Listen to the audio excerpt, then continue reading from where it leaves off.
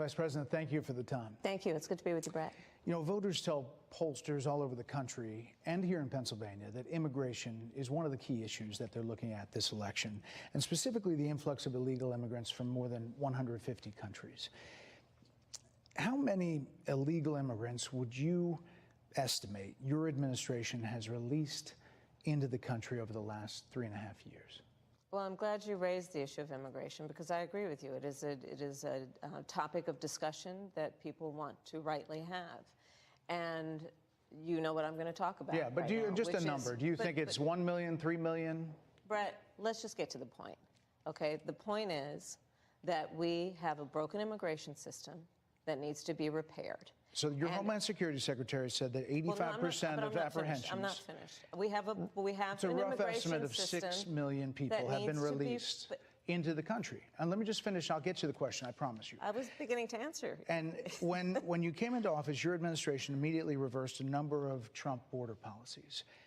Most significantly, the policy that required illegal immigrants to be detained through deportation, either in the U.S. or in Mexico. And you switched that policy. They were released from custody awaiting trial. So instead, included in those were a large number of single men, adult men, who went on to commit heinous crimes.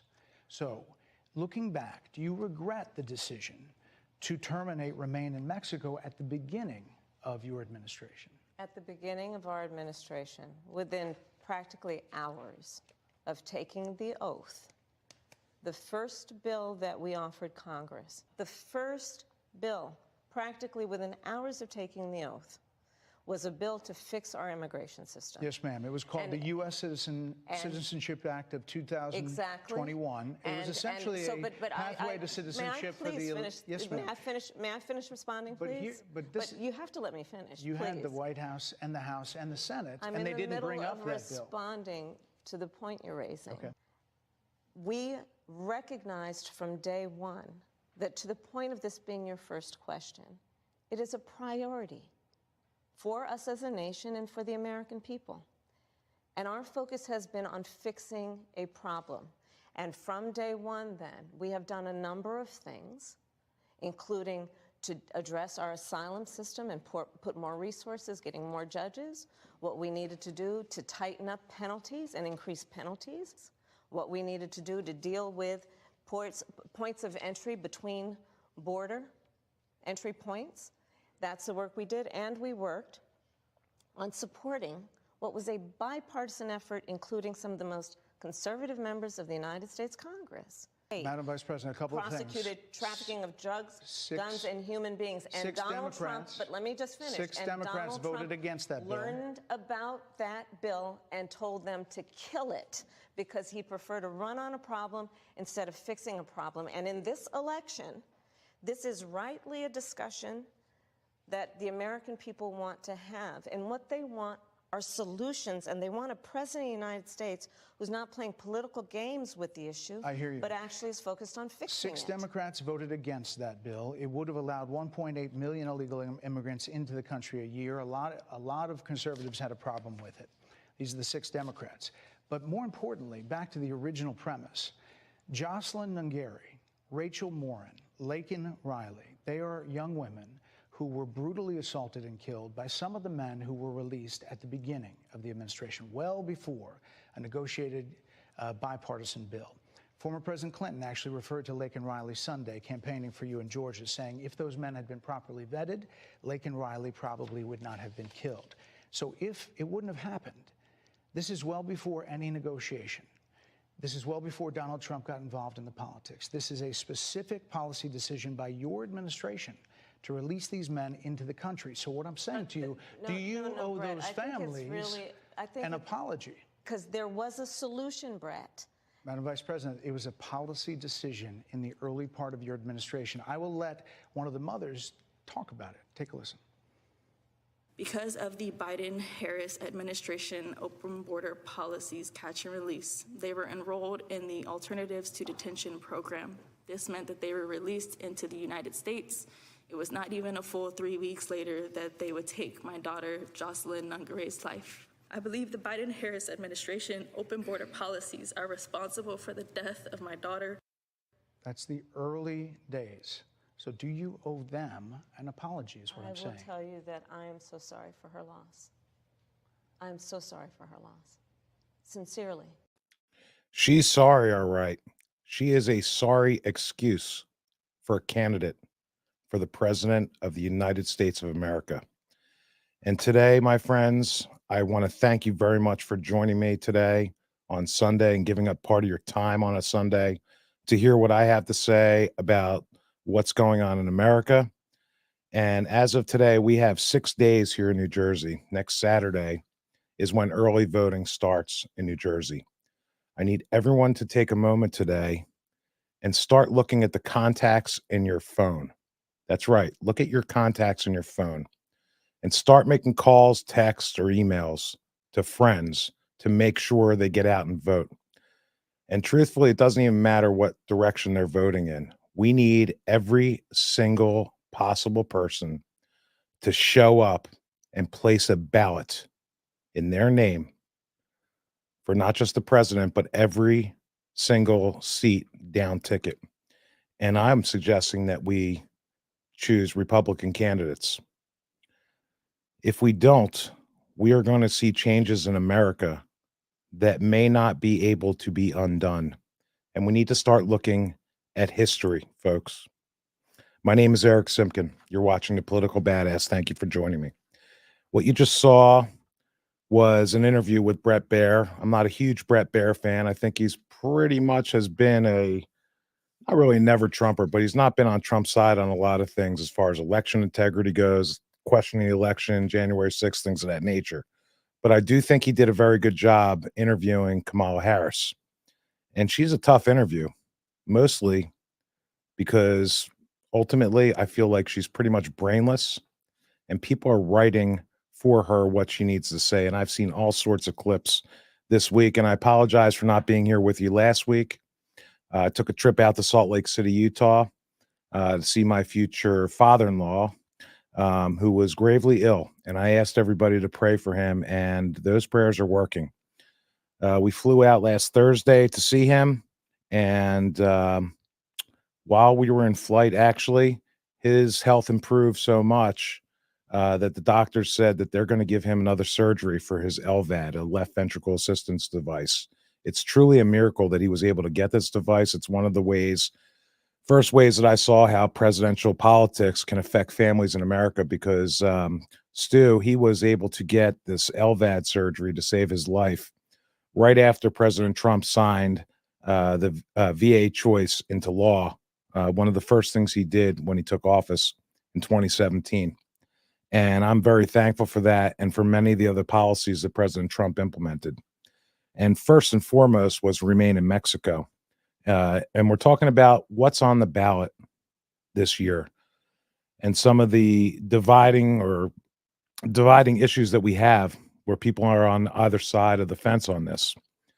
But I view them, number one, really as immigration, because immigration is affecting each and every one of us. And during our trip to Salt Lake City, I had an opportunity to speak to an educator, a sixth grade teacher, great woman.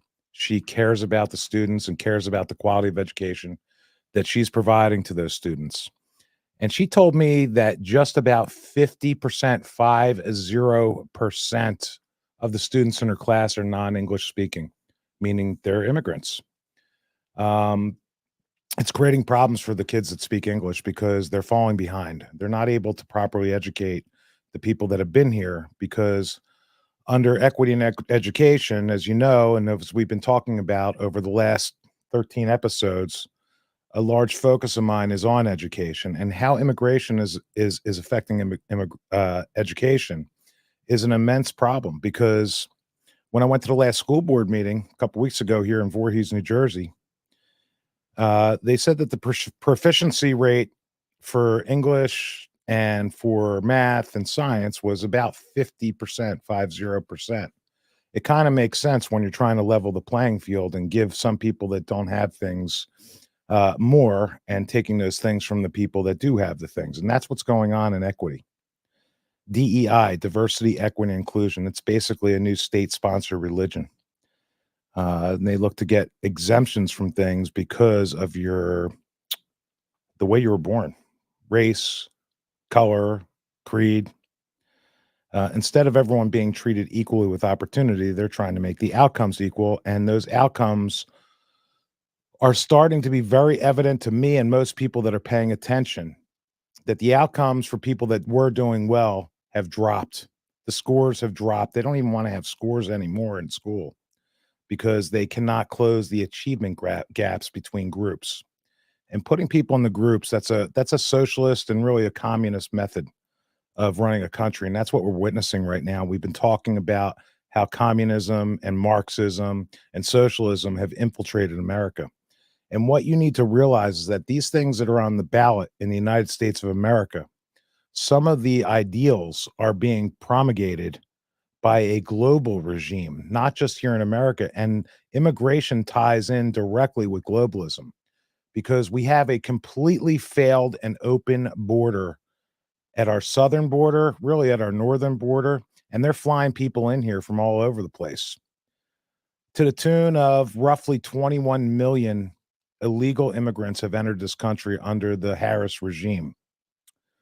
21 million people. Let's just say it costs $1,000. That's $22 billion. But it's not $1,000. It's more like $100,000. Okay. We have a deficit this year in the budget for the federal government, which really has limited powers. However, under our regime that we're watching, they've expanded those powers exponentially, and they've expanded the spending to enforce those powers exponentially. I mean, they're short $1.8 trillion. I'm guessing that's about the amount that we need to support the illegal immigrants that have come in, the 21 million. And let's not forget, the 21 million people are out procreating the people that are already here. Why is that? Well, you've got radical sexuality and gender ideology being pushed in our public schools. Kids that are graduating school and coming up to parental age are fearful of having children because they might not be able to afford to pay for them. Yet if you come to this country brand new, you're getting a debit card, $10,000. You're getting nightly expenses. That's not how it worked when our families came here. We might get a couple months of help, a leg up just to get situated. As a matter of fact, I can remember back to the mid to late 90s, I was in, believe it or not, the beeper business. And I needed an employee to help me start a beeper repair company. And it just so happened that Jewish Family Services was sending out letters to local business people saying, hey, we've got a bunch of people that are immigrating here from the Ukraine, actually. And we need to get them jobs because they only get 3 months worth of subsidy from the government. And we need to get them assimilated in America, assimilated, following the rule of law, working hard, merit, working hard to earn an income to support your family. They had 3 months to do it. There's no more 3-month rule here. It's cross the border. If you get here, we'll take care of you. If you have children, we'll pay for them too. We'll provide you the best health care that exists. And we do have a great health care system. But it's being depleted and diminished by the sheer number of people that are required usage of that system at no charge because they don't have the financial means to pay for it. And if you're going to invite people here to let them in, by all means, from a human standpoint, you have to take care of them. The problem is we can't afford it. We don't have the money. So immigration, I would say, is number one on the ballot this year, and the global economy. And the countries that are sending these people, they're not sending their best. Okay. They're sending people that need services that those countries can't afford. So there is no more law of average. It's everyone that's coming here needs everything. And the fact is, the only place to get that to give to those people is the redistribution of wealth, taking from those that have it and giving it to those that don't. And where is all this leading? We're bringing in so many people that need social services. We have a massive mental health issue and mental health crisis. I would call it self-fulfilling prophecy of mental health crisis because of our education system and what we're teaching people to have a heightened sense of self and have a diminished value on others. Taking God out of schools, taking God out of our daily lives, mocking Catholics, mocking Jews, anti-Semitism, all the violence that we're seeing with what would they called peaceful protests. These are not peaceful people. They're not seeking to have a peaceful protest to get something they want. They want to take away the values, virtues, and beliefs that we were all raised on here in America, and they want to replace that with something. It's called the Great Replacement Theory. We're being replaced by others. Jobs are being taken. And this isn't the first time that immigration has caused this sort of uproar in America.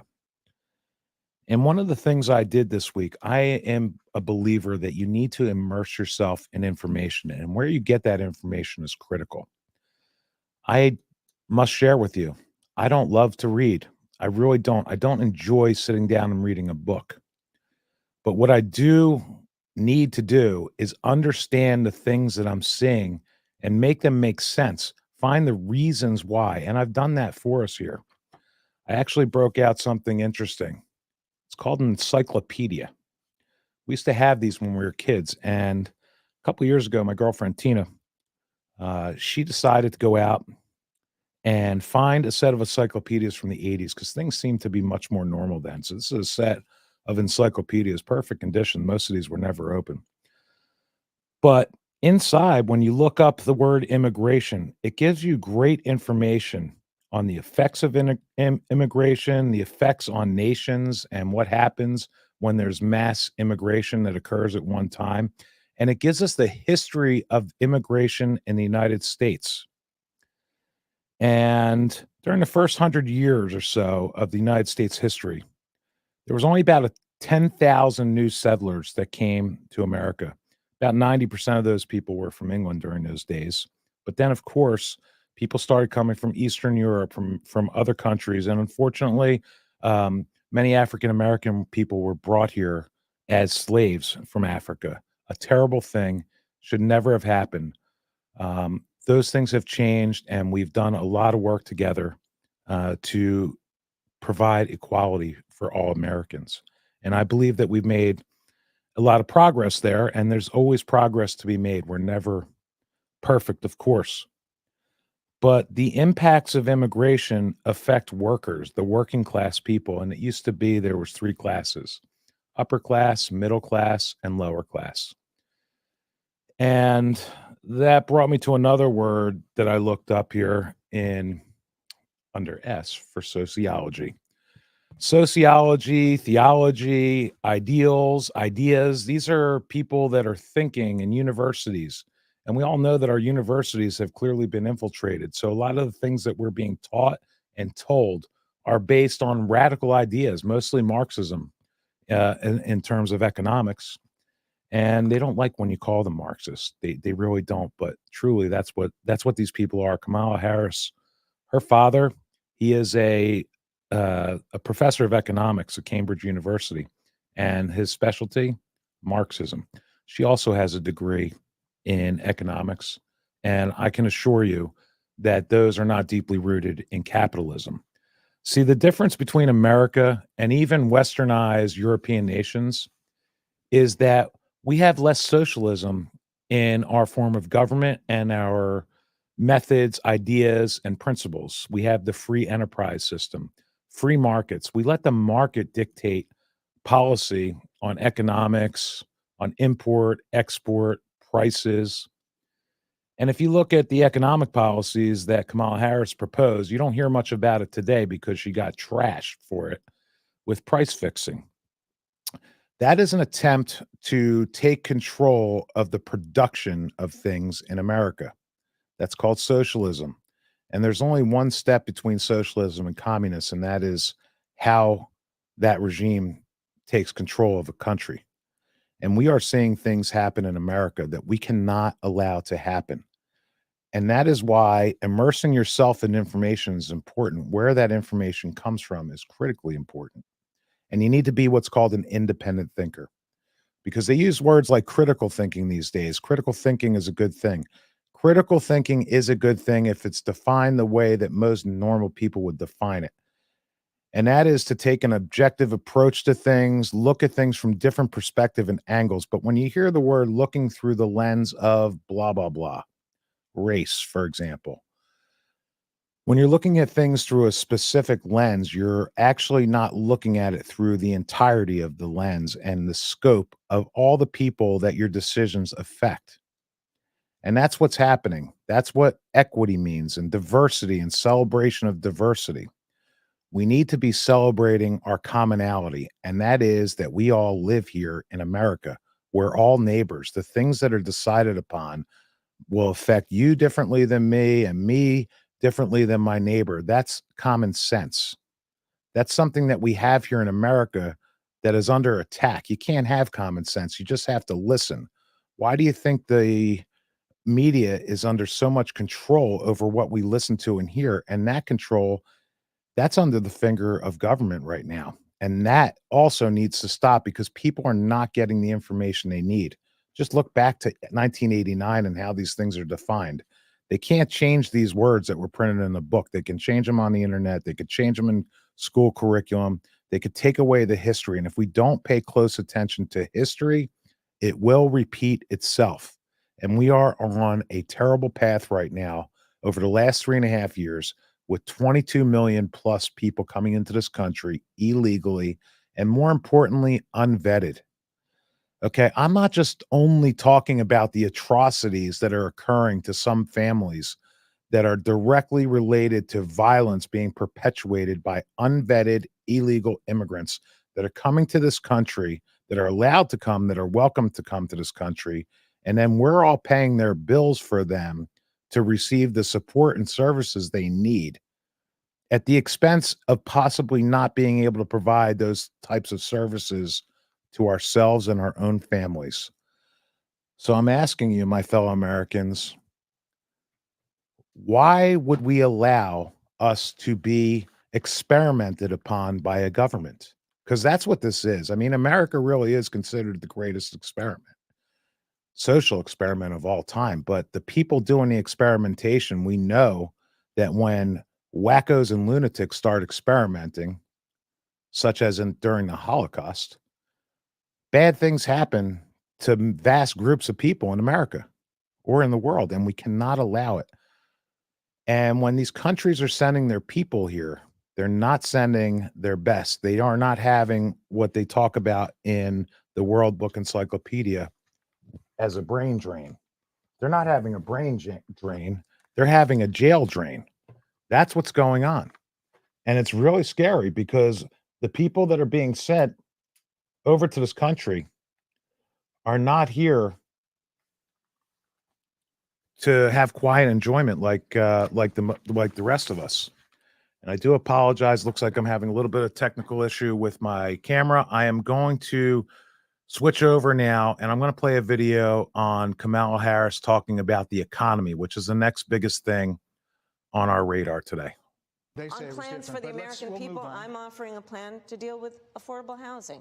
I'm offering a plan to deal with what we need to do to strengthen small businesses, which are the backbone of America's economy.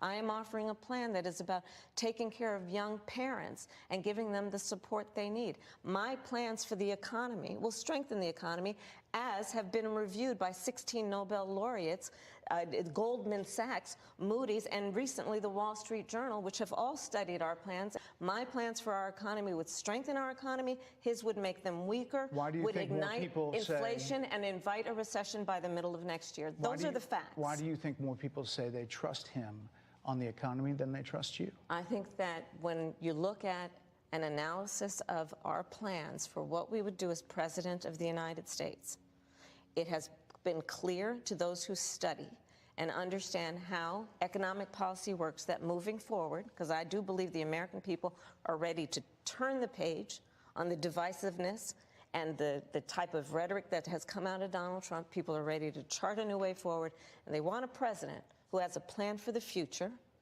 and a plan that is sound and will strengthen our country. My plan for the economy does exactly that. His plan would be, again, to give tax cuts to billionaires and the biggest corporations in our country and blow up our deficit. It's interesting you said turn the page, Madam Vice President. You were asked on 2 different shows last week what, if anything, you would do differently than President Biden. Here's what you said. Would you have done something differently than President Biden during the past 4 years? There is not a thing that comes to mind in terms of, and I've been a part of most of the decisions that have had impact. Under a Harris administration, what would the major changes be and what would stay the same? Sure. Well, I mean, I'm obviously not Joe Biden. I know. And so that would be one change in terms of, but also I think it's important to say with, 28 days to go, I'm not Donald Trump. So you're not Joe Biden, you're not Donald Trump, but nothing comes to mind that you would do differently? Let me be very clear. My presidency will not be a continuation of Joe Biden's presidency.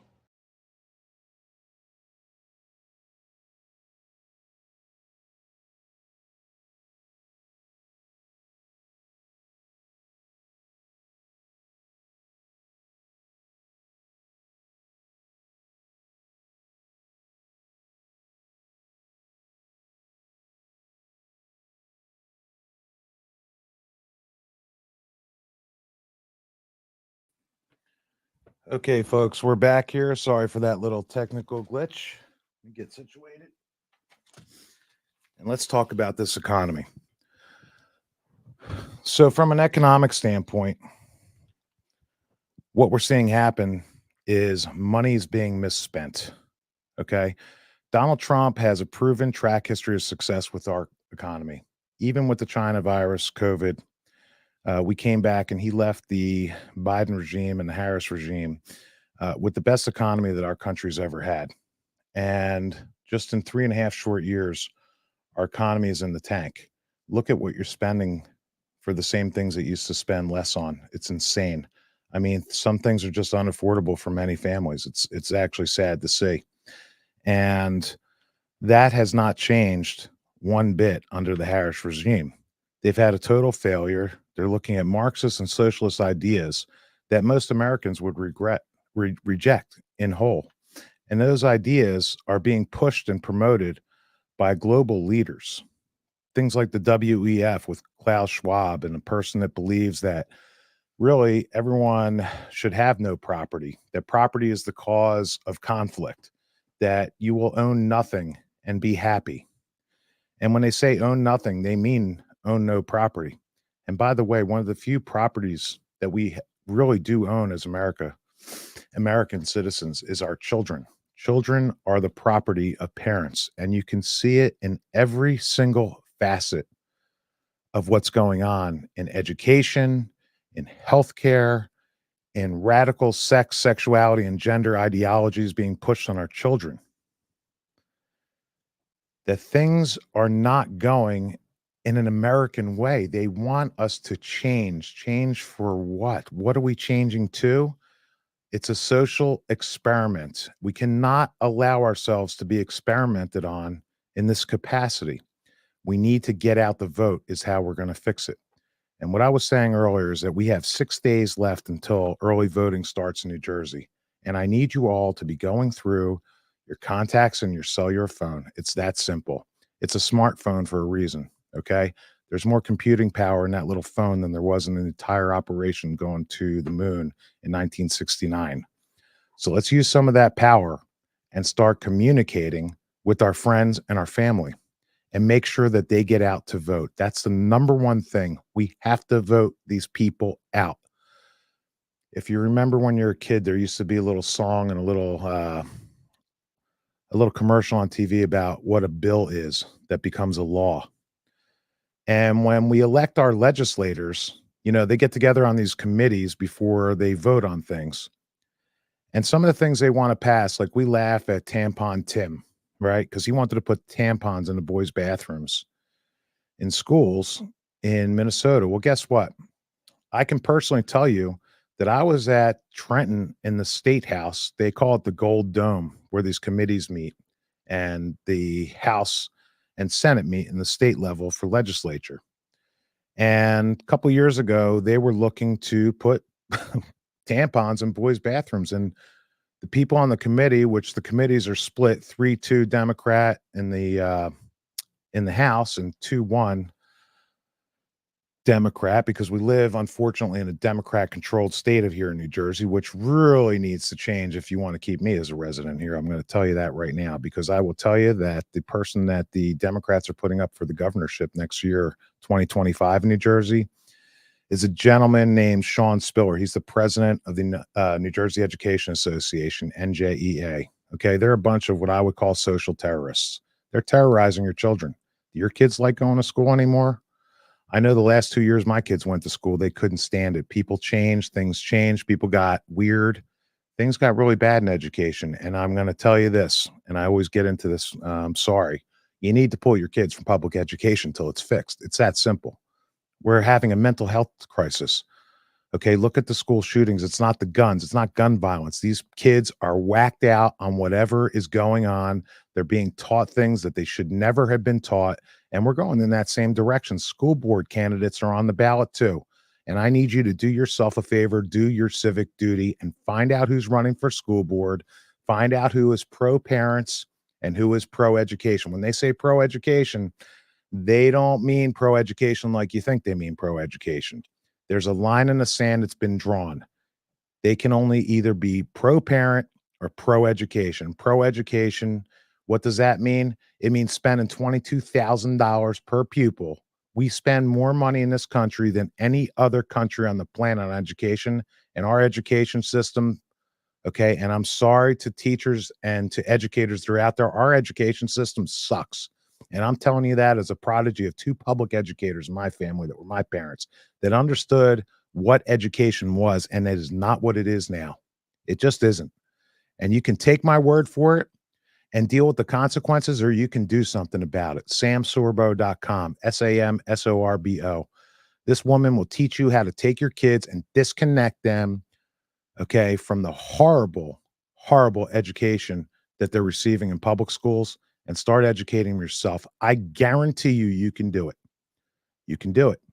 You just have to find the tools, the research, find out the information. I'm here to give it to you. Go to ericsimkin.com if you can't find that. ERICSIMKIN.com. Okay. So the economy is on the ballot. Immigration's on the ballot. Are you in a better place than you were 4 years ago? If you were, okay, let me see your passport, because I'd be willing to bet that you are an illegal alien. Okay, you probably don't have one if you're in better shape.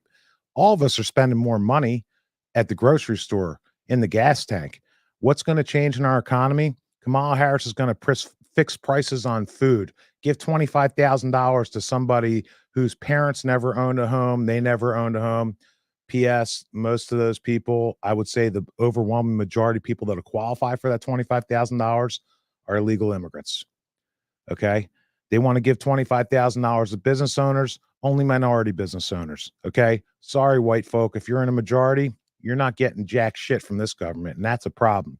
What happened to equality? It's not equality. It's redistribution of wealth. And really what they're going for, they're going to put so many people with social services demands. They are looking to put people on a universal income. That's right. You got a pulse, you get paid X amount of dollars, just enough to live. That's all they can give you. They don't want merit anymore. Okay. They want gimmies. And all you people that are out there getting those gimmies right now that are voting for more of the same, I feel so badly for you, because really, if you really just open up your eyes, you can get off of whatever subsidy you're on, assuming that you have the mental and physical capabilities to work and go get a job before it's too late. And all those jobs are taken by illegals and you miss your opportunity.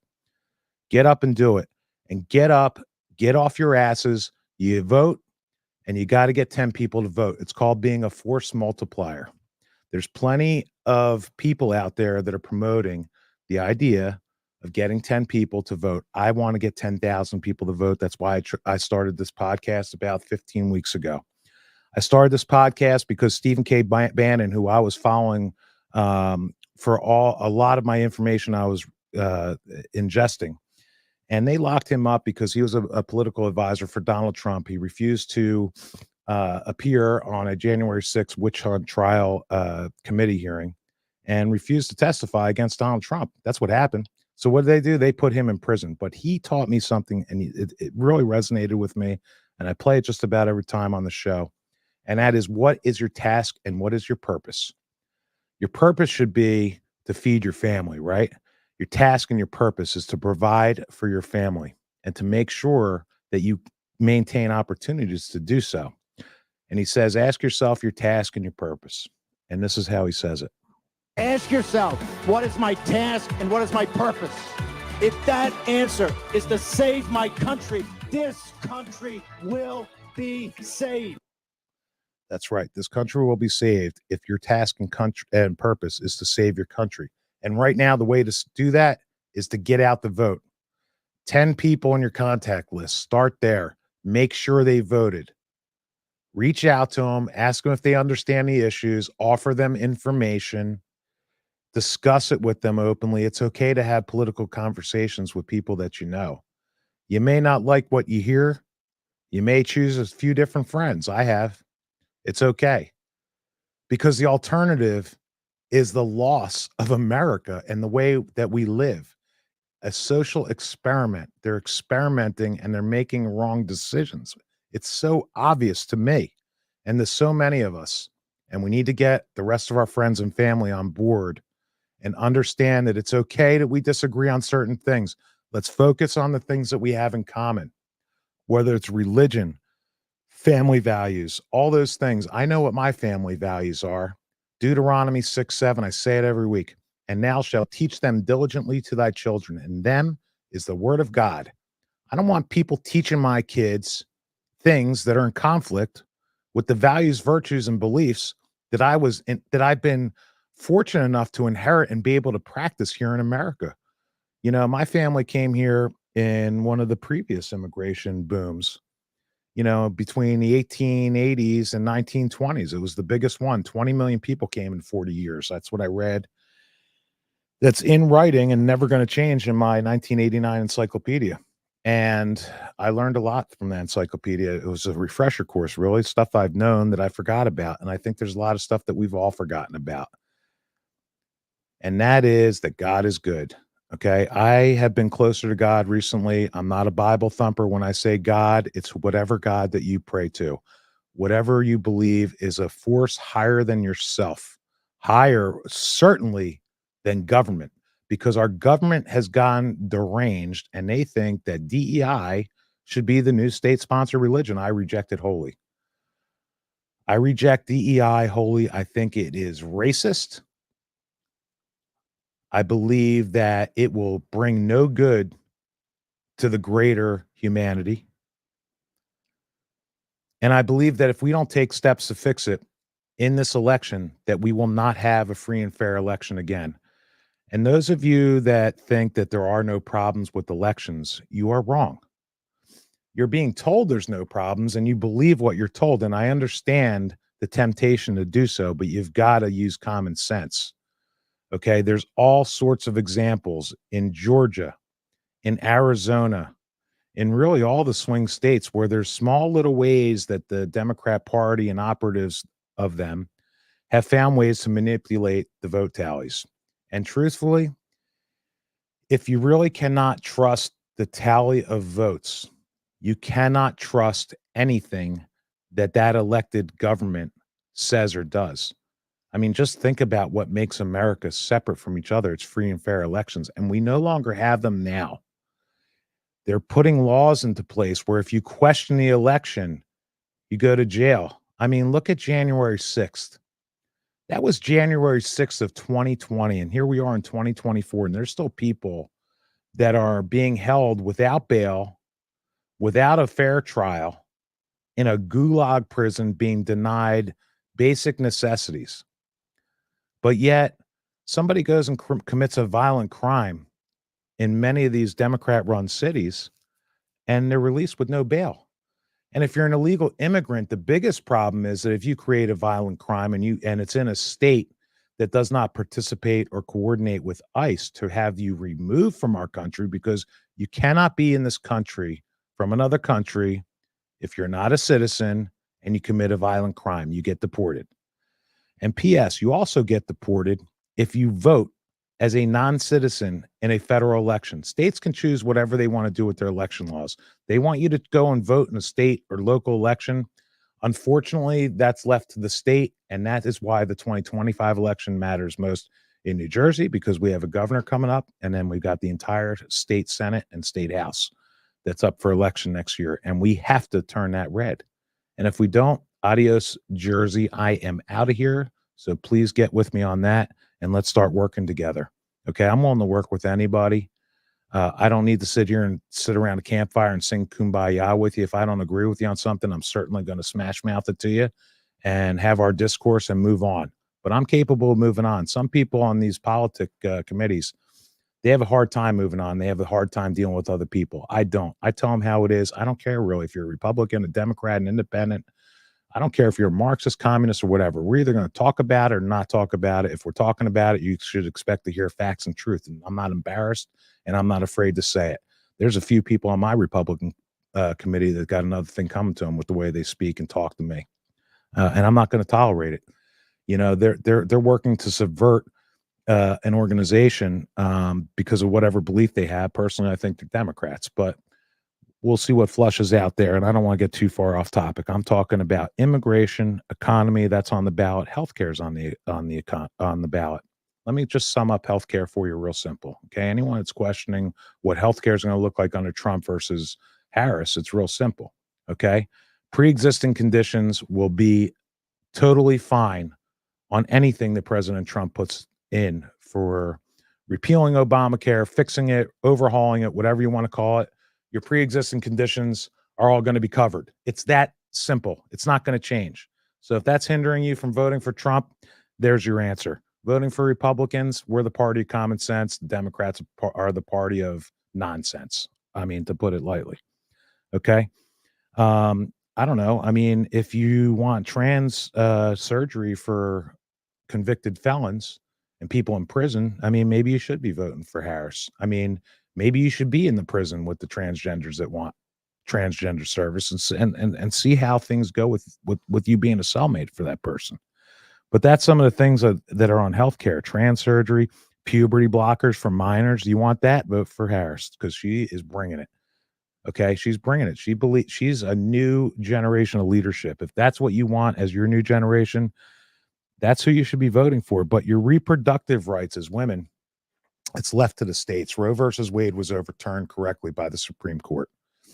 I mean, Ruth Bader Ginsburg, she was totally against Roe versus Wade being enacted in the first place because it's not in the Constitution. It should be left to the states, and that's where it lies now. Okay. The problem with abortion is that you got two sides of this thing. You got some people that want no abortion, period. I personally, President Trump, most Republicans, the overwhelming majority, we believe in the exceptions: rape, incest, likely death or ill harm to the mother or to the child.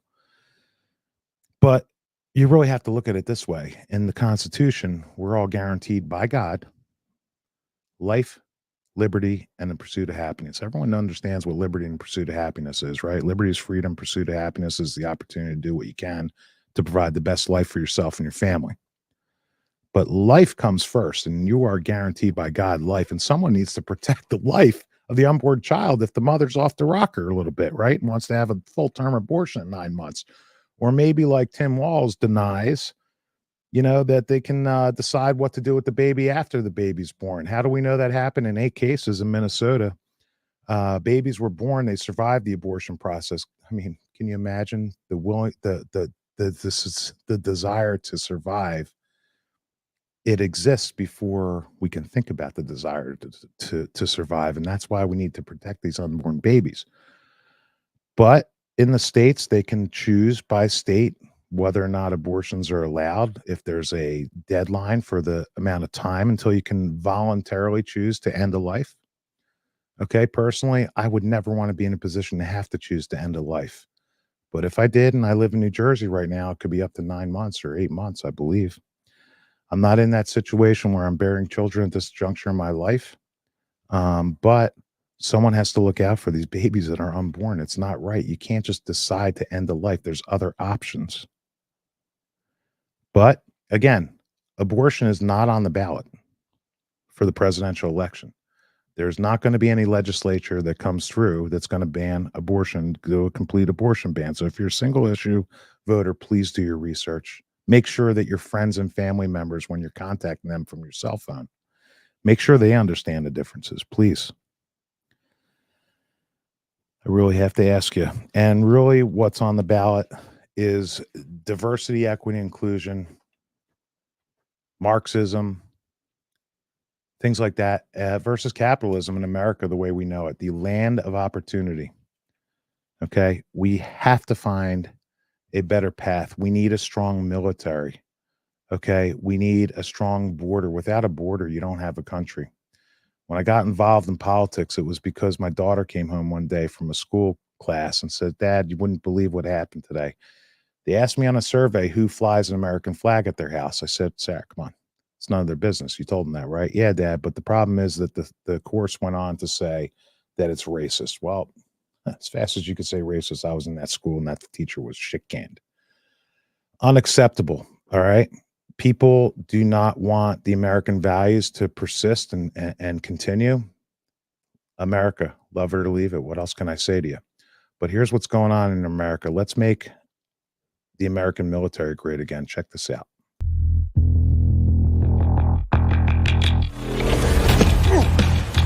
You little scumbag! I got your name! I got your ass! You will not laugh! You will not cry! You will learn by the numbers! Happy Pride.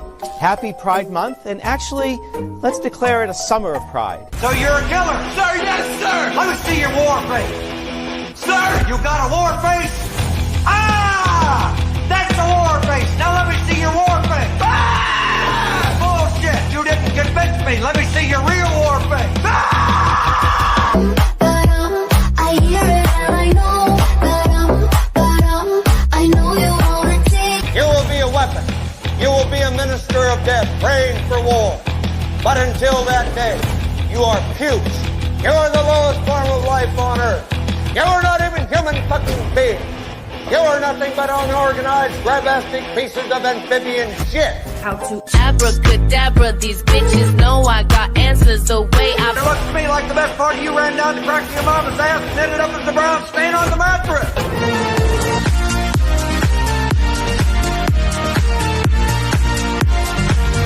I love working for Uncle Sam. I love working for Uncle Sam. Let me know just who I am. Let me know just who I am. 1, 2, 3, 4, United States Marine Corps. 1, 2, 3, 4, United States Marine Corps.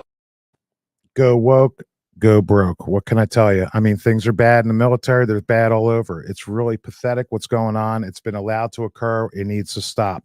The last thing on the ballot that I would like to talk about today, the last thing is foreign policy. Okay. Look at the war in Russia and the Ukraine. Never would have happened under President Trump, would it? I mean, I can guarantee it would not have happened. And look at the war and the things going on in Israel.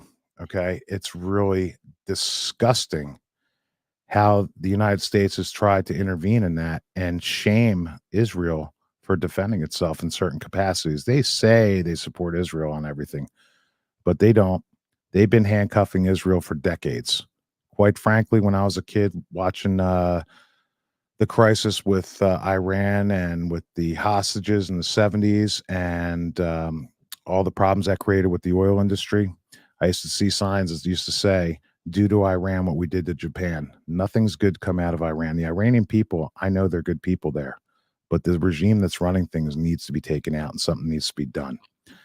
If we want to have a world where we're mostly at peace, you need to have strength, peace through strength. It's President Trump's number one thing. Yeah, countries need to fear the retaliation and what will happen if they don't behave properly. And the things that have happened are unacceptable, and we need to make changes. We need President Trump in office. You need to wake up today.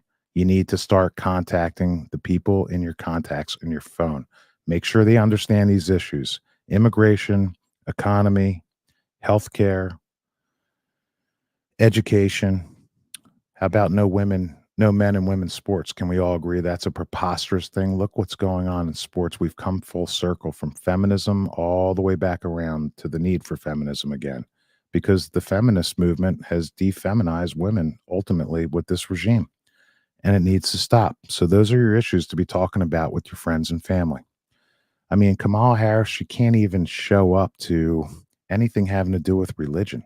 They had the Al Smith dinner this week. It's the biggest fundraiser. It is Catholic charities. They are involved, as is Jewish Family Services, and a lot of illegal immigration activities and resettlement of refugees. I understand that those things exist. They've been hijacked. The words are different than they used to be. Trust me. Just like social justice, those words have been hijacked. Okay, to all my Jewish brothers and sisters, when we're talking about post-World War II social justice, that's not what we're talking about today. We're talking about race. We're talking about infighting between Americans and all the violence that you're seeing. It's not normal. It's not acceptable, and you need to wake up. You really need to wake up. And I'm hoping that somebody's got you in their Rolodex in their phone, and they make that call to you that I'm asking them to make. Call the people in your phone that you're not sure where they stand politically, and don't be embarrassed or ashamed to discuss it. After all, if you can't be yourself with your friends or your family, where can you be yourself? Don't be ashamed. Don't let anyone shame you. Don't let anybody talk you into thinking something differently. Be who you are. Be an independent thinker. Critical thinking, there's a place for that. But for right now, let's stay focused on being independent thinkers, knowing the difference from right and wrong. Read the books that matter. Okay? The United States Constitution, I have it with me all the time. The Declaration of Independence. Okay? The preamble, there's a preamble to the preamble. It talks about the reasons why the bands that bound us together politically needed to be broken when we formed America. And those bands, they are not holding us together anymore. There is a line in the sand between right and wrong, morally, economically, and physically. Go through these documents, okay? Grab your Bible. That's what I did. I went and bought the Jewish Bible recently so I could read it again.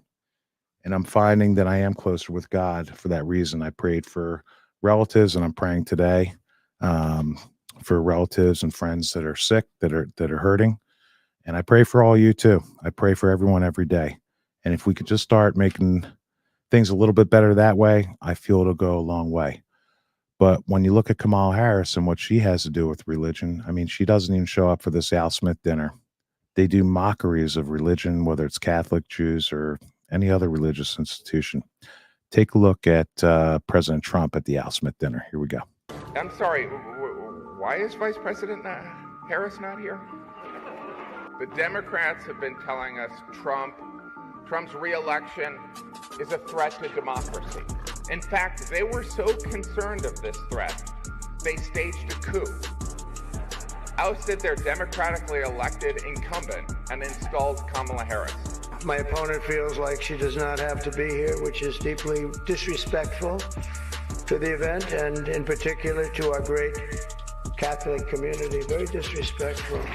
I understand the real reason that she's not here is she's hunting with her running mate. But if you really wanted Vice President Harris to accept your invitation, I guess you should have told her the funds were going to bail out the looters and rioters in Minneapolis, and she would have been here guaranteed. I must say I was shocked when I heard that Kamala was skipping the Al Smith dinner. I'd really hoped that she would come because we can't get enough of hearing her beautiful laugh. She laughs like crazy. We, the Democrats, really wanted to have someone not be with us this evening. They would have just sent Joe Biden. There's a group called White Dudes for Harris. Have you seen this? White Dudes for Harris. Anybody know? Are some of you here? White Dudes for Harris? Doesn't sound like it. But I'm not worried about them at all because their wives and their wives' lovers are all voting for me. Chuck Schumer is here looking very glum. Doesn't he look glum? It looks glum. But look on the bright side, Chuck, considering how woke your party has become.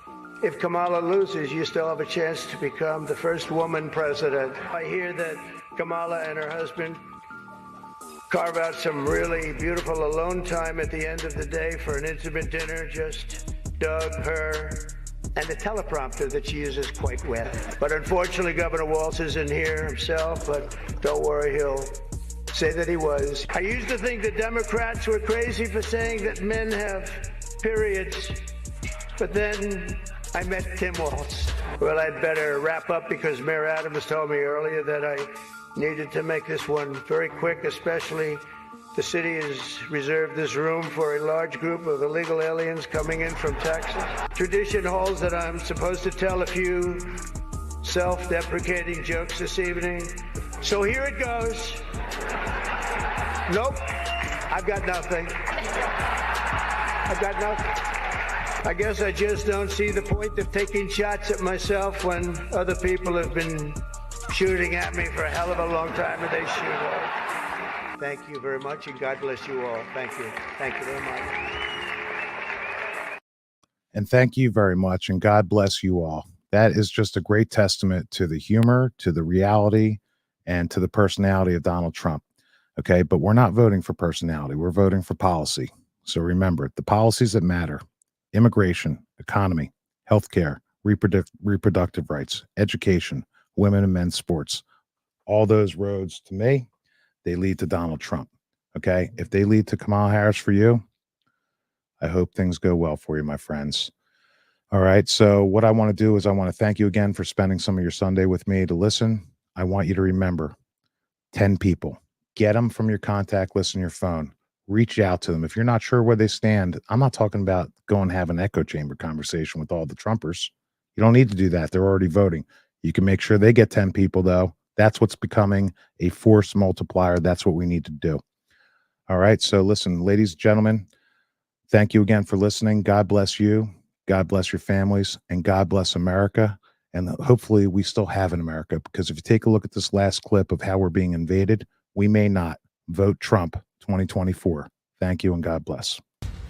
Open borders, deadly consequences. Border crisis. Record high crossings are putting a strain on cities across America. It is a full-blown invasion. Armed Venezuelan gang members storming an apartment complex in Aurora, Colorado. When people talk about migrant crime, this is what they're talking about. Biden and Harris had created a program to bring them in under humanitarian parole. I am in favor of saying that we're not going to treat people who are undocumented across the border as criminals. More than 13,000 illegal immigrants convicted of murder have been released into the United States. My 20-year-old daughter, Kayla Hamilton, was murdered in her own room. Kayla's murderer was apprehended by Border Patrol crossing illegally into the U.S. Kayla's murderer had been improperly released into the United States. Abolish ICE.